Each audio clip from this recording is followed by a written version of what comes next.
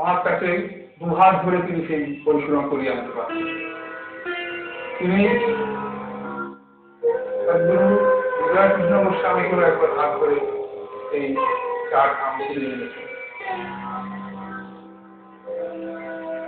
তিনি প্রেম ভক্তির দীক্ষা চাই জীবনমুক্ত মহাপুরুষ প্রথমে খুশি আমল দেয়। এই কলকাতায় ফিরে এসেছেন এই সিদ্ধ মহাত্মা সেখানেও গিয়ে হাজির। তাকে দেখে তো ভক্তরা খুব আনন্দ করছে, যার বাড়িতে নিয়ে যাচ্ছে, আপ্যায়ন করছে। কিছু দিতে গেলে তিনি বলছে, না আমার কিছু দরকার নেই, আমাকে শুধু মাছ ভাত খাওয়া। সবাই তো অবাক।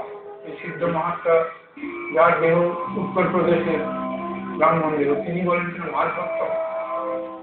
নানান পত্র তারা পরম উল্লাসে মাছ ভাত খাওয়াতে লাগবে।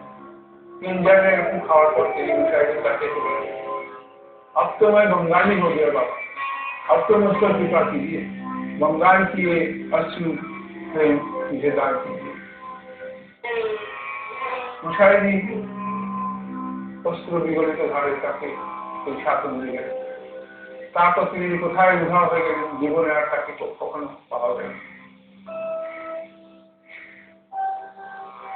তেমনি শিবপ্রতি কুলরানন্দ ব্রহ্মচারী তার শিষ্য দেবতার অন্যতম, যাকে সমস্ত মহাত্মারা একসাথে উঠে দাঁড়িয়ে বন্দনা করেছিলেন, শিব শিব বলে শিবমন্ত্র পাঠ করে। গর্বজি মহারাজ আর একজন, তিনি বেনারসে তার মঠ রয়েছে, তিনি সদ্গুরুর আসনে পরে বসেছিলেন। এরা সব তার এক একজন বিস্পার শিষ্য। এছাড়া বলতে গেলে সময় কুলবে না, তাই বলা যাচ্ছে না। ভারতের ধর্মগুরু আচার্যগণের যে শ্রদ্ধা তিনি পেয়েছিলেন তা অভূতপূর্ব। সেই ঐলঙ্গ স্বামী তাকে দেখে বলেছিলেন যে মনুষ্য দেহে এর চেয়ে উপরে সমাজে অবস্থা লাভ করে কেউ জীবিত থাকে না। রামকৃষ্ণ বলতেন, বিজয়কে দেখলে আমার হৃদপদ্ম ফুটে ওঠে।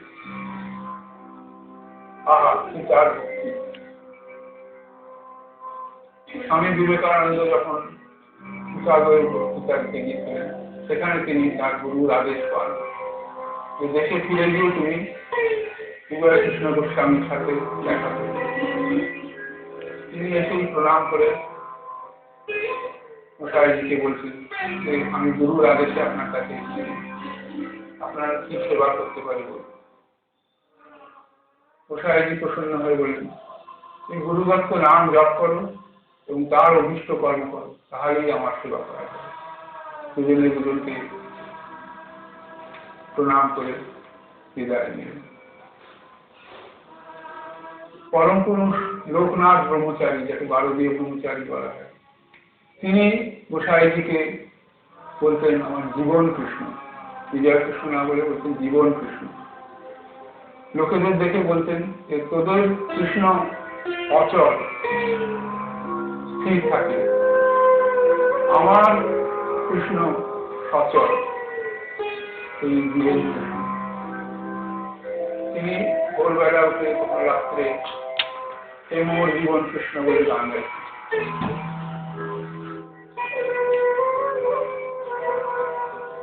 শিবপ্রতি ভোলাগিরি মহারাজ, তিনি গোস্বামী প্রভুকে দেখলেই বলতেন আও মেরা আশুত, আও মেরা প্রাণ বলে তাকে আলিঙ্গন করতেন। একবার তার এক শিষ্য বলে, উৎসাহী শিষ্যদের কত আনন্দ, তারা কীর্তন করে, খায় দায়, আনন্দ করে, তার সাথে নাম করে। আমাদের কিন্তু এত কঠোর শাসন দিয়েছেন।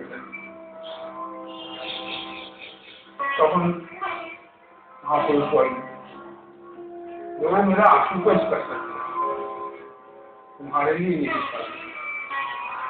आशुतोष কাছে সবই সম্ভব। তিনি বলেছেন তোমরা খাও দাও আনন্দ করো, আমি তো আছি। এই বাক্য আমি বলতে পারি।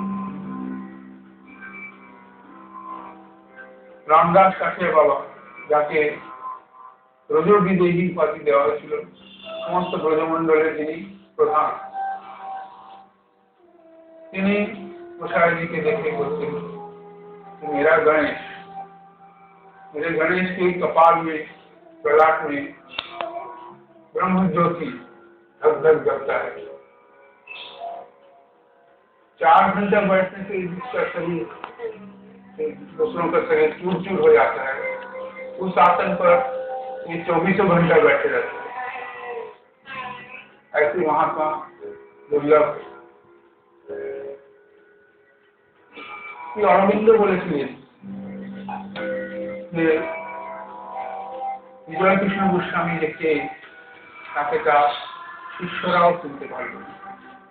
সদ্গুরু গোস্বামী প্রভু উপদেশাবলীর মধ্যে একটি হল ऐसा दिन नहीं रहेगा, অর্থাৎ এমন দিন থাকবে না।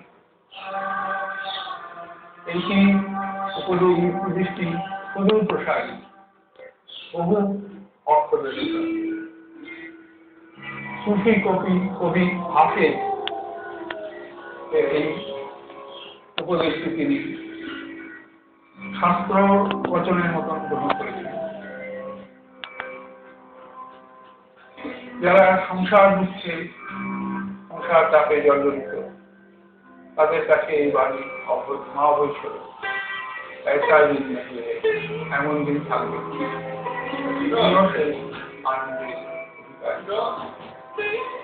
যারা সংসার ভোগে মত্ত, তাদের কাছেও ऐसा दिन नहीं है, অর্থাৎ এই সুখ তোমার থাকবে না। শরীর জর্জরিত হবে, জরাগ্রস্ত হবে এবং সময় পতিত হবে। এখন থেকে সাবধান। যারা অহংকারী উৎপীড়ন করে, তাদের কাছে একদিন তুমিও উৎপীড়িত হবে, সাবধান হও। যারা মুমুক্ষু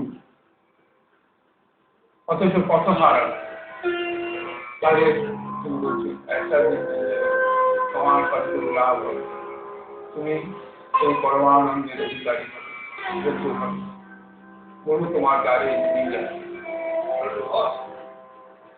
যারা সাধক অবস্থায় যারা সুস্থতায় থাকছে, অবিশ্বাস যারা প্রত্যেক সাধকের জীবনে আছে, তাদের সেই মহাবৈ বাণী ऐसा दिन नहीं रहेगा, এমন দিন থাকবে না, এই সুস্থতা থাকবে, আবার তোমার জীবনে স্বচ্ছতা, অন্ধকার পরে ভালোবাসা। অতএব এটি তার একটি প্রধান উপদেশ দিচ্ছে।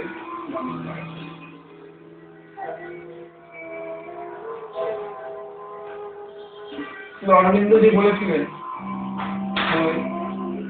গোস্বামী প্রভু দেখে তার শিষ্যরাও তাকে সমভাবে চিনতে পারে। এই কথাটি তিনি বলেছিলেন